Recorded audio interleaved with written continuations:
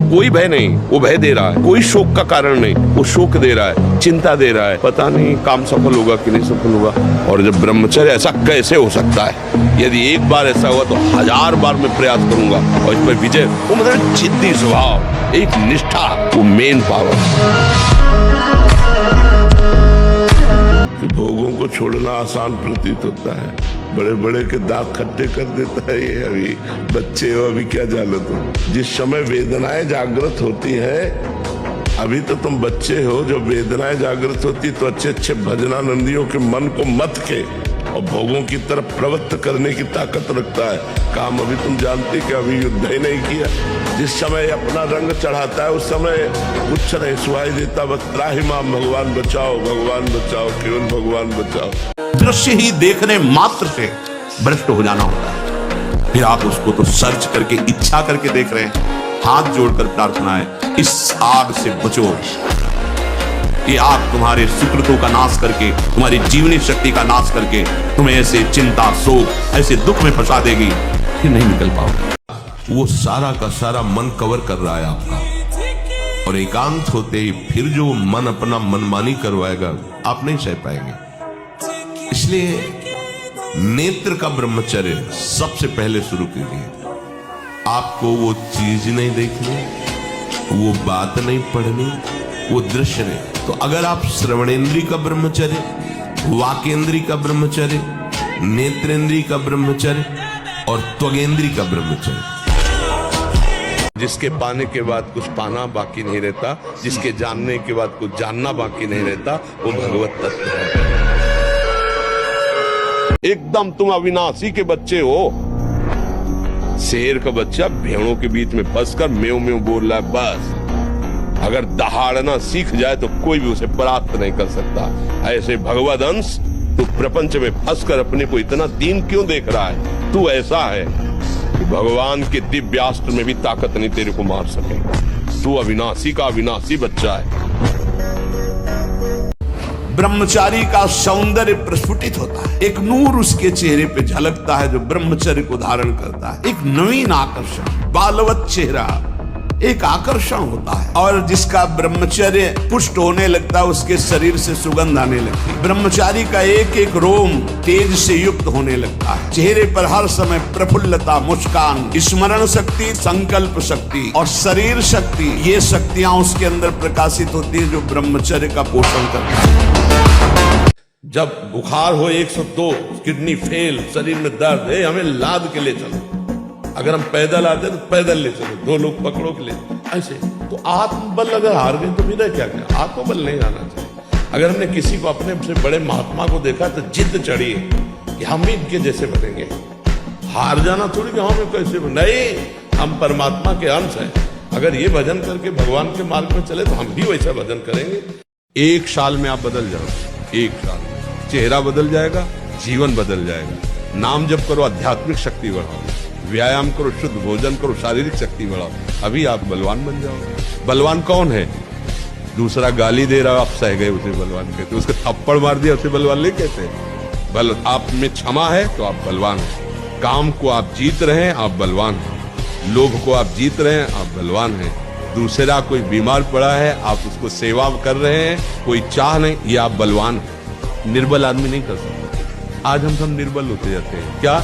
अपने सुख के लिए। बस हमारा शरीर सुखी है, दूसरे को छुरी से काट दो, कोई मतलब की बात नहीं। मुझे गलत आचरण नहीं करना, मर सकता हूँ, गलत आचरण नहीं कर सकता। मैं गलत मार्ग में नहीं जा सकता, भले खड़ा रहूं यहीं। अगले जन्म में हमें रास्ता मिलेगा तो चलूंगा, पर मैं पीछे नहीं हटूंगा। तो जिन लोगों को ये दिमाग में बैठ गया है कि मांस भक्षण करने से ही शरीर पुष्ट होगा, तो मैं प्रार्थना करता हूँ, चर्बी बढ़ सकती है लेकिन तुम्हारे अंदर मनोबल उस कोटि का नहीं होगा। क्योंकि दूसरे की हिंसा करके अपने शरीर का पोषण करने वाला बलवान। 4 बजे से 6 बजे के बीच में यदि नहीं उठता और ब्रह्मचर्य का दावा करता है तो केवल मजाक करता है। सब अनुभूत बातें हैं, कोई खिलवाड़ नहीं। 4 बजे से 6 बजे के बीच में उसकी साधना प्रारंभ नहीं हुई और कह रहा मैं ब्रह्मचारी हूँ, तो नाटक ही बोल रहा है। वो ब्रह्मचारी नहीं है, वो केवल नाटक कर रहा है। ब्रह्म मुहूर्त में तुम सो रहे हो, तुम ब्रह्मचारी हो, तुम साधु हो, तुम साधक हो, तुम साधना कर रहे हो। काय की साधना हो रही, केवल मनोरंजन हो रहा है, बेस की पूजा हो रही है। बिना ब्रह्मचर्य के किसी भी ऊंचाई पर नहीं चढ़ा जा सकता। अगर गृहस्थ में भी जाना है तो जब तक पाणी ग्रहण संस्कार ना हो तब तक आप एक जैसे वैरागी जन ब्रह्मचर्य रहते ऐसे आपको रहना चाहिए। पहले सब बच्चों को गुरुकुलों में इसीलिए रखा जाता था कि वो अपने ब्रह्मचर्य को पुष्ट करते। हमारे हाथ जोड़ के प्रार्थना है, इन बच्चों में से अगर कोई ब्रह्मचर्य क्षीण करने वाली कोई ऐसी क्रिया करता हो तो आज छोड़ देना, संकोच नहीं करना, ये आपके जीवन को नष्ट कर देगी। नीचे सीढ़ी से शुरू करो और ऊपर तक जाओ, फिर नीचे आओ, फिर ऊपर 11 बार करो, देखो पसीना आ जाएगा। ब्रह्मचारी बनना है तो ब्रह्मचर्य पचाने के लिए भी तो चाहिए ना। अब आधा घंटा पद्मासन 30 मिनट कोई बहुत नहीं होता, बैठ करके आप प्राणायाम अनुलोम विलोम जो भी, आपका शरीर स्वस्थ रहेगा। जैसे हम शास्त्र स्वाध्याय करते हैं उसी भावना से आप विद्या, आप देखो अगर स्मृति आपकी प्रवीण ना हो तो बताना। मृत्यु का भय नहीं, कोई आकांक्षा नहीं है, दर्द से लड़ने के लिए हर समय तैयार है, हर दर्द से लड़ने के लिए तैयार है। किसके बल से? भगवान। यदि भगवान का बल आप लोग नहीं स्वीकार करेंगे तो संसार का बल रौंद देगा आपको, काम क्रोध लोभ मोह मद मत्सर नष्ट कर देंगे। विरक्ति में हो तो आजीवन के लिए कसम खा लेनी चाहिए, मैं अखंड ब्रह्मचर्य रह करके श्री भगवान की प्राप्ति करूं, देह व्यापार को बंद कर दूंगा। अगर गलती हो जाती है फिर सावधान, निराशा उदासी ये हृदय में आएंगे, कभी एकदम ऐसी जलनमयी वृत्ति, कभी एकदम अशांति। आपको बिल्कुल तटस्थ रहना है, आप मन नहीं हो, आप उस जलन के भोक्ता नहीं हो, आप सुख राशि दृष्टा हो, आप साक्षी मात्र रहना। वो वृत्ति आई है निकल जाए। एक साल में आप बदल जाओ, एक साल चेहरा बदल जाएगा, जीवन बदल जाएगा।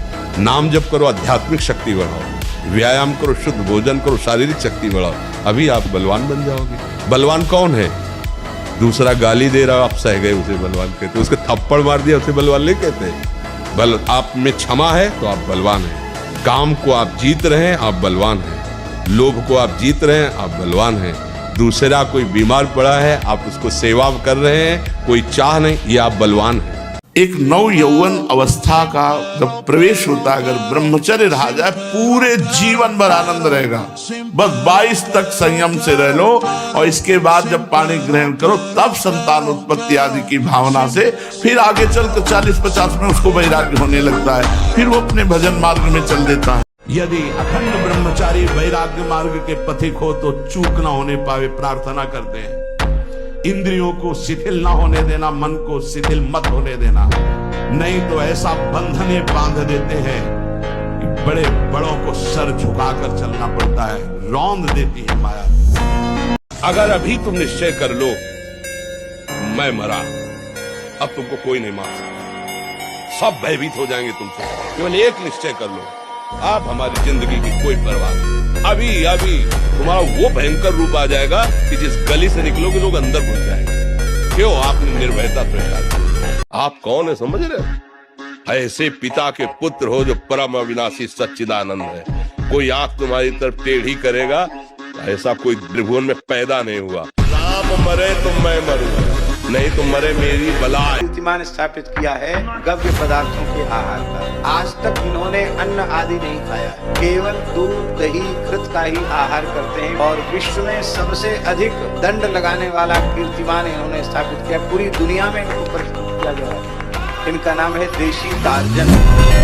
मुख प्रसन्न तन तेज विराजा, कीनेस रामचंद्र कर काजा। या चेहरा देखो वैसा लगता है जैसे सब उड़ गया, कुछ नहीं रह गया, बस केवल सजावट सजावट रह गई है। पवित्रता, जितेंद्रियता, बल, अध्यात्म चिंतन कुछ नहीं, शून्य। बस वही वर्तमान भोगों का चिंतन, कैसे भोगूं, भोगे हुए भोगों का चिंतन। बस आप देख लो अपने हृदय में झांक करके। 1000 बार परास्त होने पर भी हमारा वो उदासीपन नहीं आना चाहिए, निराश नहीं होना चाहिए। चूक गए, इस बार भी चूक गए, आगे बढ़ेंगे, रौंदेंगे हरि नाम के बल से। यदि आपने कभी हस्तमैथुन नहीं किया, कभी किसी भी तरह से जनेंद्री का घर्षण करके वीरपात नहीं किया, तो आपकी वो संतानोत्पत्ति की क्षमता वाला जो वास्तविक वीर है वो स्वाभाविक निकल ही नहीं सकता। यदि आपने मार्ग दे दिया है फिर उसके निकलने का मार्ग हो गया है। उपासक यदि प्रलोभन और भय इन दो में कभी ना फंसे तो जितनी भूमिकाएं ज्ञान की हैं, भक्ति की, सब अपने आप आ जाती हैं। परस्पर शरीरों का आकर्षण ही काम भाव से इतना प्रबल है प्रलोभन में कि पहली घाटी कामय की है कि अच्छे अच्छे साधकों को फैला देती है। आपको जब भगवत मार्ग का अवसर मिला है, ब्रह्मचर्य से रहो, होश में हो जाओ, मन की दुलार को बंद करो, इस भोग वृत्ति को साक्षात मृत्यु रूप देखो।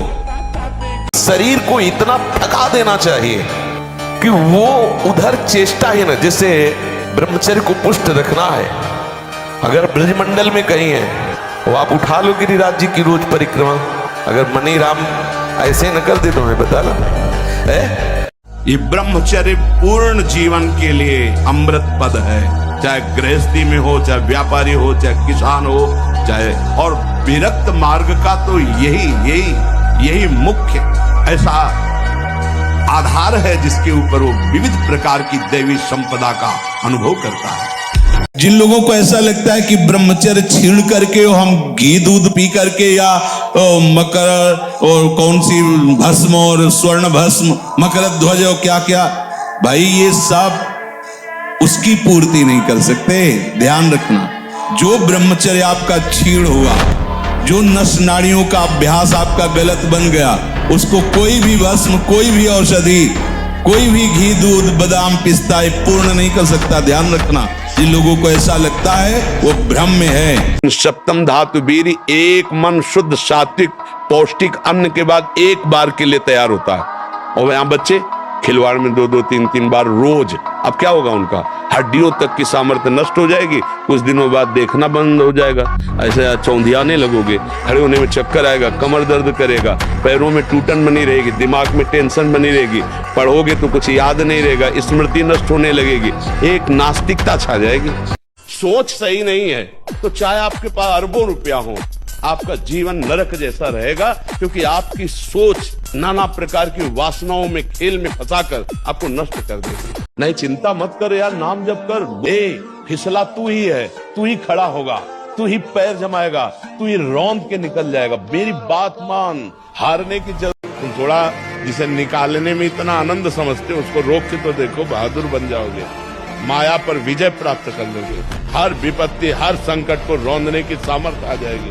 पानी से ही बुझाएं प्यास को, सोडा वाटर, लेमन या ठंडे पेय पदार्थ जो शीशियों में आते हैं, ये ब्रह्मचर्य, संयमी, भगवत मार्ग, ये सब चीजें ले भाई। आपको अमृत पान करना है, राधा नाम सुधार संपत्ति, तुम बहुत सावधान। ये वासनाएं, ये गंदी आदतें आपकी जीवनी शक्ति को नष्ट कर देंगे। पलो 15 से लेकर 25-30 तक आपने ब्रह्मचर्य सब नष्ट कर दिया। अब आप केवल दिखाई दे रहे हैं कि मनुष्य है, मनुष्य में अब आपके अंदर ज्ञान शक्ति, स्मृति शक्ति, बल शक्ति, लोक कल्याण शक्ति, वो केवल नाटक भले बोल लो, तुम्हारे अंदर नहीं रह गई है।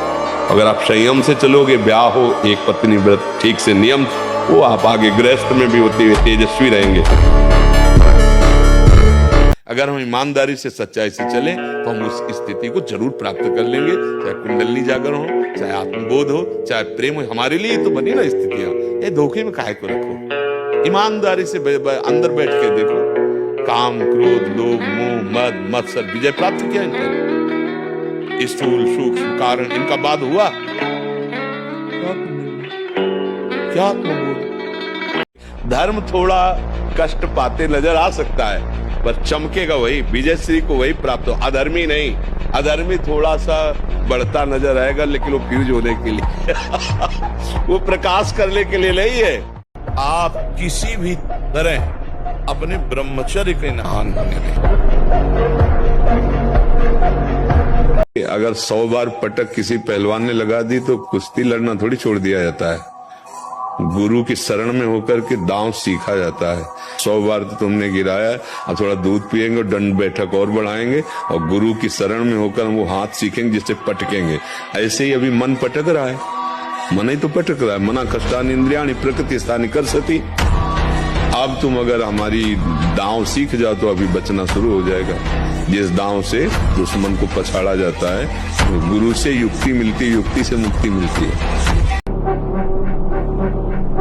इसलिए बहुत सावधान रहिए, अपने कान को संभालिए, जबान को संभालिए, नेत्रों को संभालिए। इन तीन से ही साधना बनती है और बिगड़ती है। नेत्र गलत देखेंगे, जबान गलत बोलेगी, कान गलत सुनेंगे तो आपका गलत चिंतन होगा, गलत क्रियाएं होंगी। और आप सत्य सुनोगे तो सत्य भगवान की प्राप्ति कराता है। कि जिसका चरित्र पवित्र होता है और जो अध्यात्मवान होता है, अध्यात्म से जुड़ा होता है, वो कहीं भी परास्त भी हो जाए तो विजय को प्राप्त होता है। विश्व के सारे कुसंग एक साथ सामने हो पर हमारा निश्चय अटल हो, बट विश्वास अचल निज धर्मा, कौन बिगाड़ सकता है। अगर आप ब्रह्मचर्य रहोगे तो ब्रह्मचर्य में इतनी सामर्थ्य है कि एक बार जो सुन लिया गया वो जीवन भर याद रहा है। हम तुम्हें नियम बताते हैं। सुबह सूर्योदय के पहले उठो, जल पियो, फिर टहलो, शौच स्नान करो, फिर इसके बाद 30 मिनट व्यायाम करो। ये सब सूर्योदय के पहले हो जाना चाहिए। कुछ दंड बैठक, कुछ उछल कूद, आसन, प्राणायाम, व्यायाम और सात्विक भोजन। क्या मुर्दे जैसा जीवन, जो इंद्री जैसा चाहे वैसा डाउन कर दे, जैसा चाहे वो हमें शोक दे दे, दुख दे। थोड़ा सा साहसी बनो, तुम भगवान के अंश हो, तुम कुछ भी कर सकते हो, कुछ भी।